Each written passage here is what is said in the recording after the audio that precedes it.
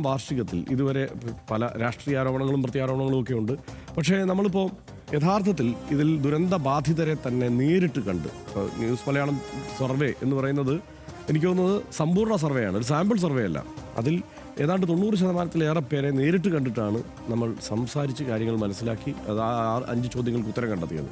എന്താ സനീഷ് തോന്നുന്നു? അല്ല, അതാണ് അത് ഏറ്റവും പ്രധാനപ്പെട്ട. ഇത് നമ്മൾ മറ്റു വിശദാംശങ്ങളൊക്കെ ഇതിനകത്തുണ്ടല്ലോ, ഇന്ന് പകൽ മുഴുവൻ ചർച്ച ചെയ്യപ്പെടുകയും ചെയ്തു. അതുകൊണ്ട് അധികമായിട്ട് കൂടുതലായിട്ട് ഞാനൊന്നും പറയുന്നില്ല. പക്ഷേ 2 കാര്യങ്ങൾ. ഒന്ന്, ഈ സർവേയുമായി ബന്ധപ്പെട്ട് സർവേ വളരെ മികച്ചൊരു തീരുമാനവും ഒരു മികച്ച മാതൃകയുമായിരുന്നു. കാരണം ഈ സർവേ പ്രസാദ് കുടുംബശ്ശേരി കൺസീവ് ചെയ്ത് നമ്മൾ നന്നായി നടപ്പാക്കിയത്.